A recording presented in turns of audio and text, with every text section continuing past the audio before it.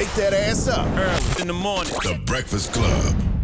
Morning, everybody. It's DJ MV Angela Yee, Charlamagne the Guy. We are the Breakfast Club. Now, we got some special guests joining us, and they are two performing at Angela Yee Day. Mm-hmm. Now, for people that are just listening, break down what Angela Yee Day is and what you have going on for people that don't know Yeezy.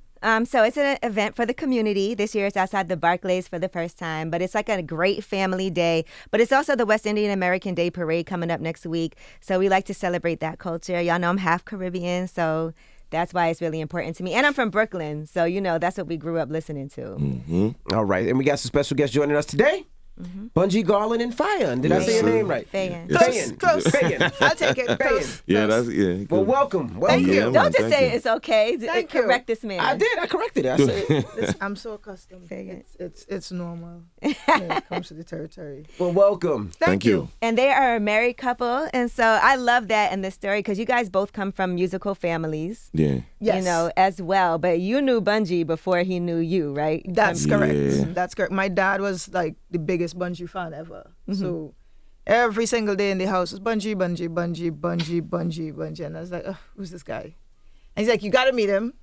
When I met him, he wasn't very nice. Just to say. Why weren't you that nice? He was a little standoffish. He was like, nice to meet you. Can we get a picture? Sure. And then he left, and I was like, it was one of those things where, in the presence of her father, he didn't want to look like. It wouldn't be disrespectful. Yeah. So it was like, nice to meet you, and not too much eye contact and things like that. Did y'all have to sneak around so he didn't know at first? No. I mean, when I met him, I was like 19. So then when I started professionally singing, then I met him again. Mm-hmm. He didn't recognize me because I was like a whole different. I saw you said you pulled over in the car on the side of the road to listen to her song on the radio. Yeah. Well, it was my first hearing of her musically, and the way the song was done, the way the production was done, even the flow of the song, it wasn't usual for what you would hear female in the culture in soca music doing, right? Because of course we spent so many years. Anyone who knows the culture of Trinidad and Tobago and the music, the women were always presented as eye candy, always just to be sexy and you know just to be seen and not really heard. And she just approached from a whole different direction. That was it was more like street. Mm-hmm. So it was like, yo, what's this? Because it was very unusual, and that it made me. I was driving when it happened, and I pulled the vehicle on the side of the road to really listen it because I couldn't focus while driving listening to that. It was really something different for me at the time, and I was really, really glad to experience something like that. I think that too is what made me really wanted to see, hey, who's this? Who's this? And then she had that picture of y'all. Like, remember? So tell them about your father, though, because he was an icon, and that's why, of course, I'm sure Bunji was like, I'm not, hi, bye. Yeah. I was his biggest fan as well at the same time. Yeah. When my dad is, when you say soca music, you say Super Blue. Mm-hmm. So that's his sobriquet.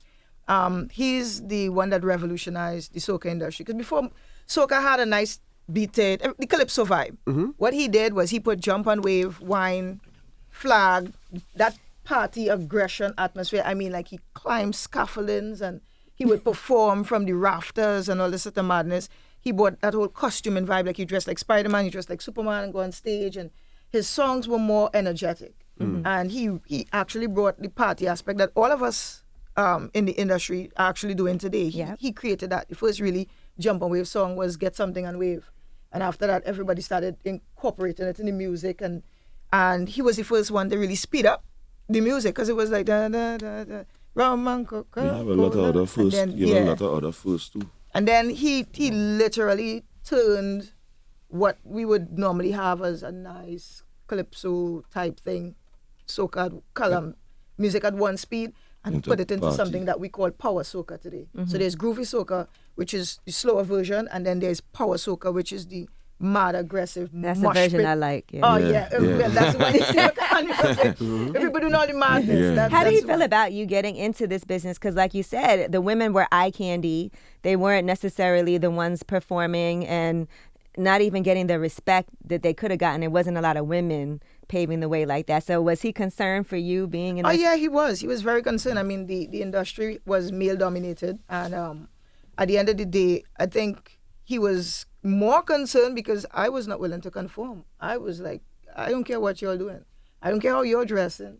I don't care because it was more shiny stuff, and people wasn't into wearing what I wore. So I would come on with the crop tops and the really, really ridiculously low jeans and sneakers, and that's not what women wore. They wore they were called carnival boots, and they would wear these sequin bodysuits, and I was like, nah, I ain't doing all of that. I'm coming to be me. So I brought I went on with coveralls and tongues and all this other stuff, and made it really relatable to people who wasn't into carnival for that kind of shiny stuff, but they loved the music and they loved the culture. Right. And then I was like, I was in my early 20s, so I was very rebellious. So you could not tell me that that's how I had to dress. What did your dad say about you dating an artist? No. I was dating an artist he loved. Oh, So you get no objection. No parents. If parents likes the guy, it's you. They'll be watching like, you better not mess up. that's what your dad told you? Yeah. He was like, Oh, like you was going to mess I like up. him, I think he's more my dad's child than I am. Really? Oh, big time.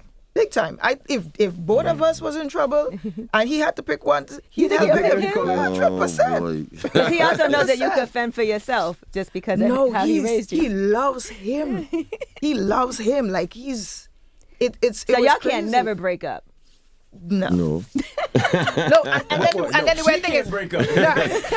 Pops is dead. no, but you see, the universe evens itself out because his mom loves me. Yeah. Okay, so she would pick you over him. Yeah, so he took my dad and I took his mom. Yeah, so yeah, it's yeah. like, okay, cool. That's for real. So when did y'all decide that this was it, like to start dating? How did that even happen? Well, the media kind of outed us a bit. Yeah.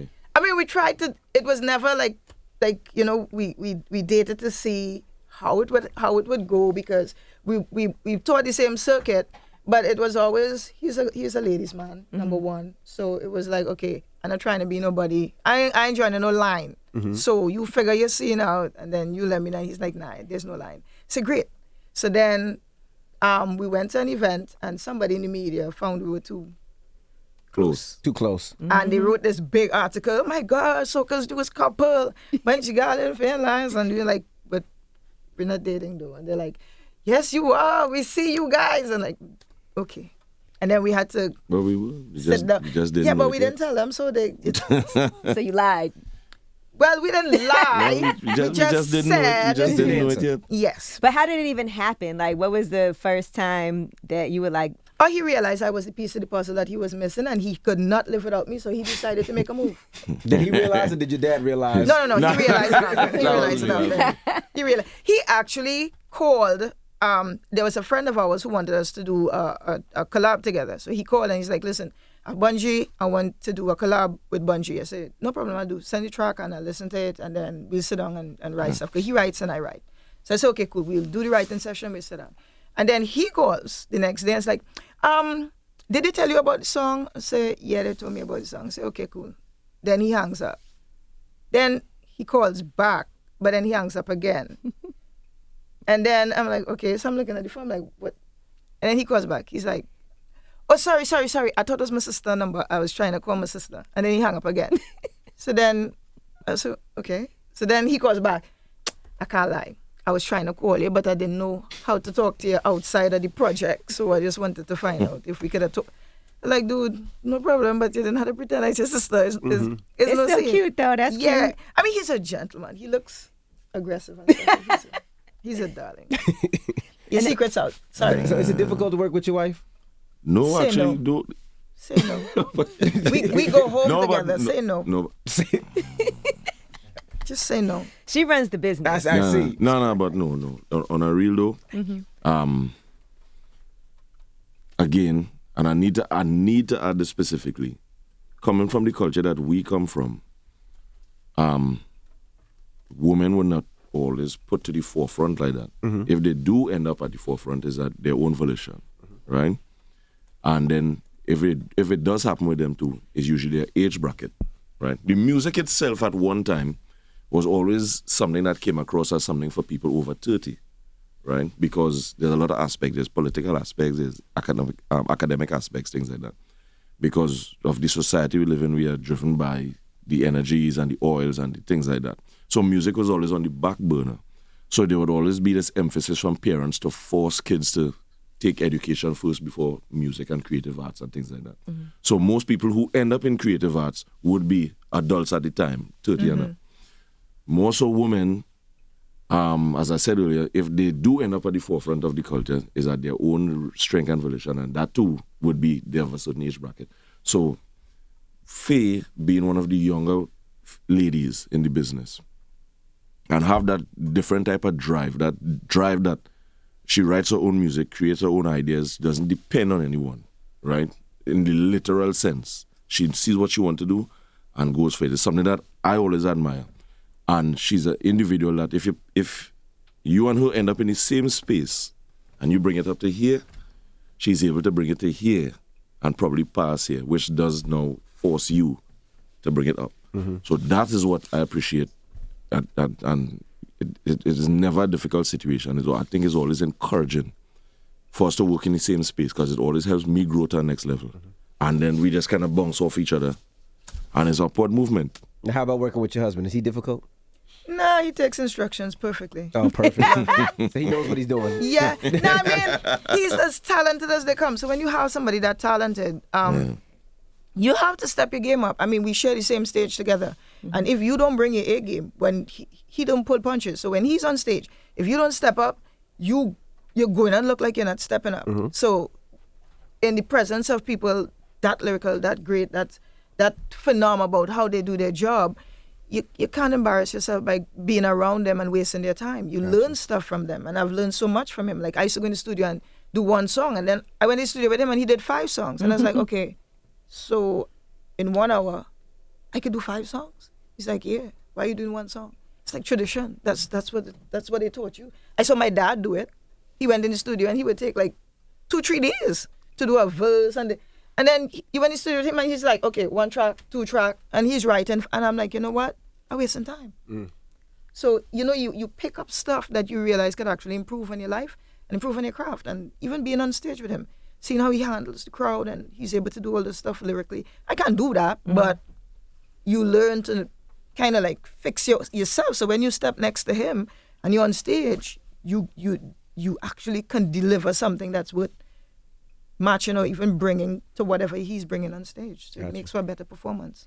Now, when it comes to the global impact now of music, because things are so different than how they used to be, right? Yeah. Like I've heard of like Afro, Soca, Yes. and all different types of categories of music. How does that impact how you make music and how influenced you are by other categories and genres?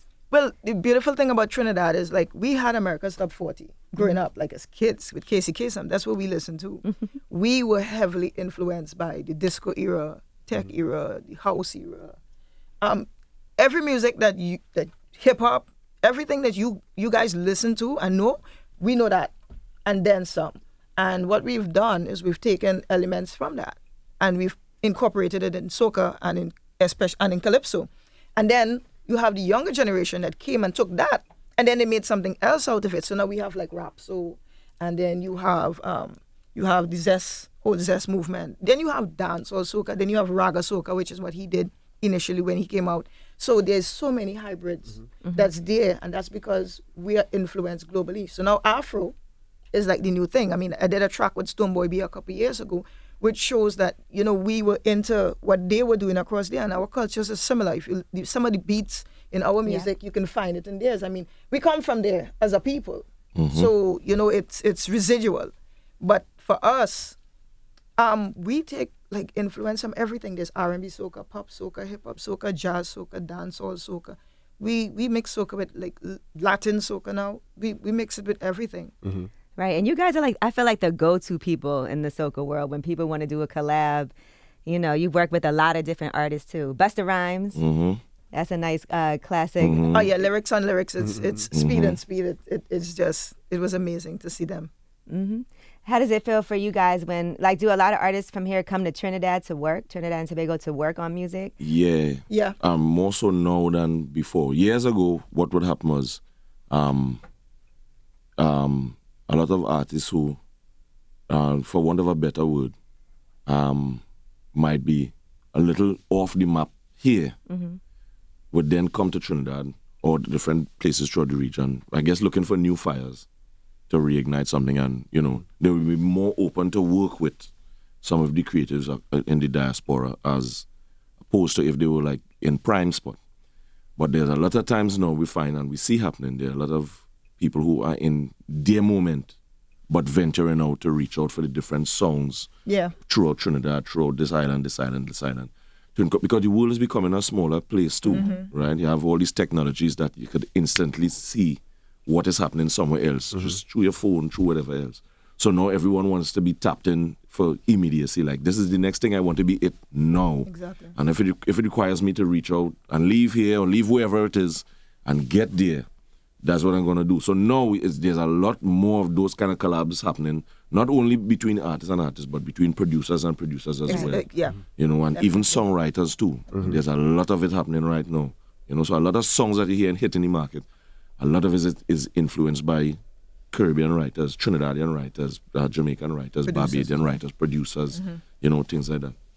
What did you think when you seen the verses, when it was the Beanie Man Bounty verses? What was your thoughts? For me, it was like, it was a moment for me because I grew up on that era when they were clashing.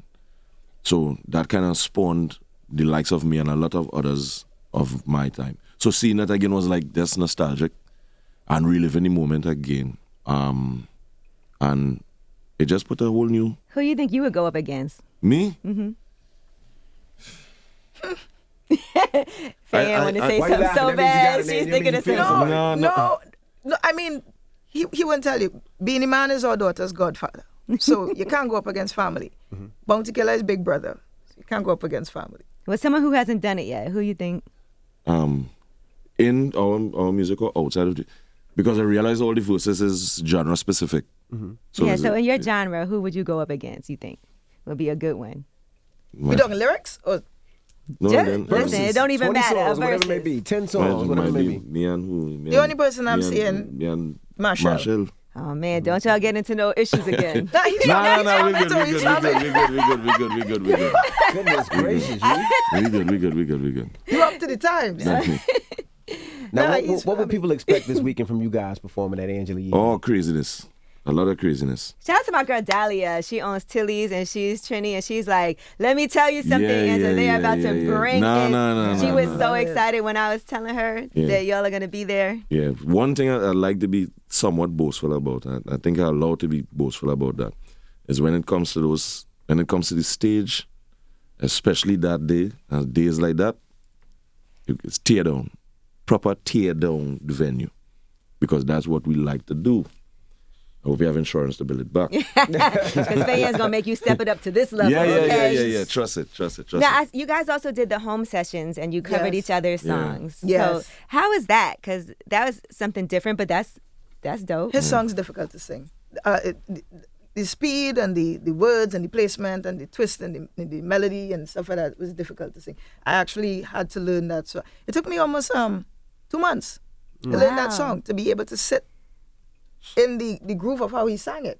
And then I had to sing it for Apple Home sessions without really taking as much breaks. Otherwise you hear it when they join back. Because how he flows, everybody's familiar with it. So I had to kind of match that as close as possible. I think I did a good job. That's interesting because that's not something you would have thought before you tried it. Yeah. Well, I mean, somebody goes, just do the lyrics, but if you really want to deliver, something that he would be proud of because you're copying a piece of his work, I think the way that you do it, you have to approach it like if it was your work. How would you like somebody to do a body of your work? And when they do it, do you feel like they actually did it with love and the same passion and enjoyment like that you did?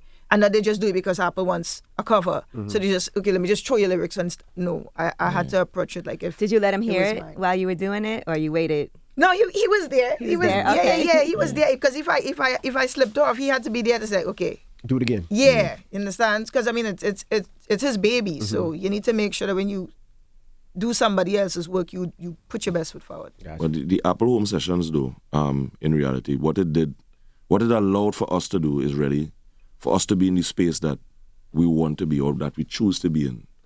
In most cases, no matter which genre, you always have to kind of cater to what you exist in. Yeah.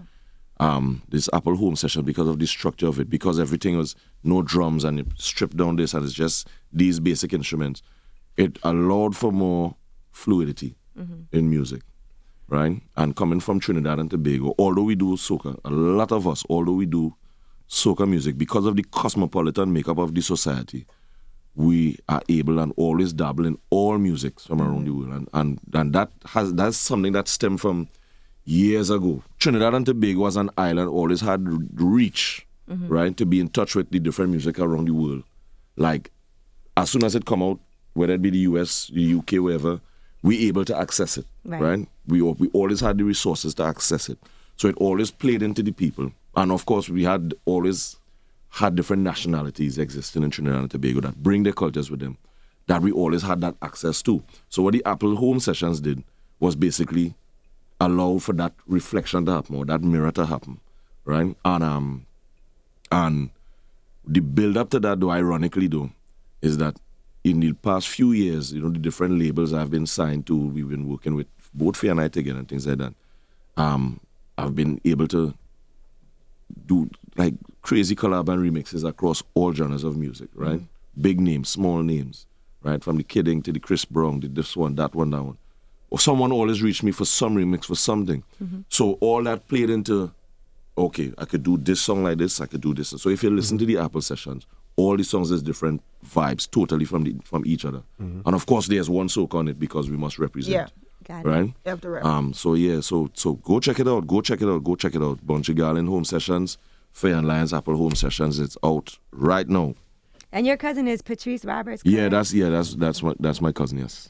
See, look at these musical families. right?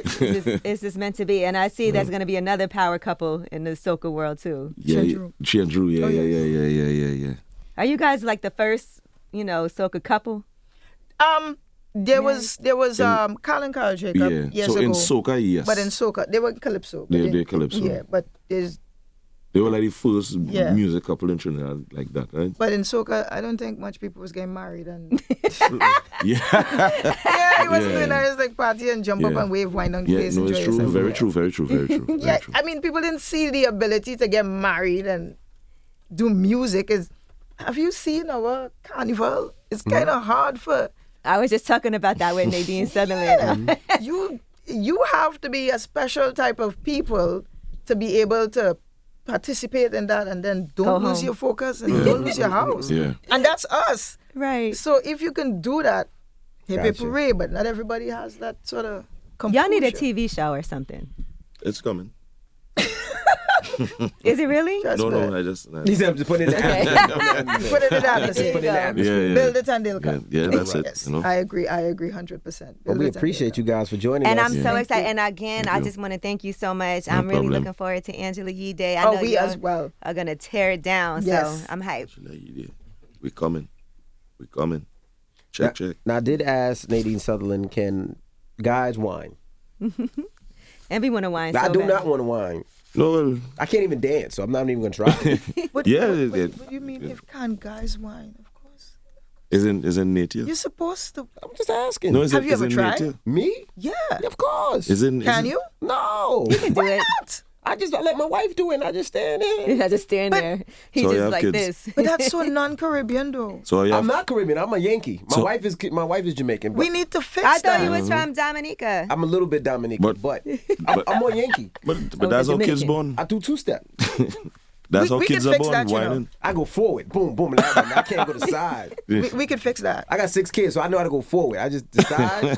I know, but probably if we help you, might have 12. Nah, see, I don't need Yeah, and we got some good knees. I'm definitely gonna do it. But we appreciate you Yeah, guys. yeah, for thank joining you, us. thank you. Thank you so much. You just This- made everybody want to go to Carnival again. They should come. They should come, definitely. This Saturday, Angela Yee Day. Get out there early. What time does it start, Yeezy? It's from 12 to 5. Let's 12 go. to 5. Get It's there free early. for everybody. Everything is absolutely free. Food, activities for the kids, and of course the performances, which is my favorite part. Oh, you just spoke West Indian. Free. Yeah. We love it. It's the Breakfast Club. Good morning. Good morning.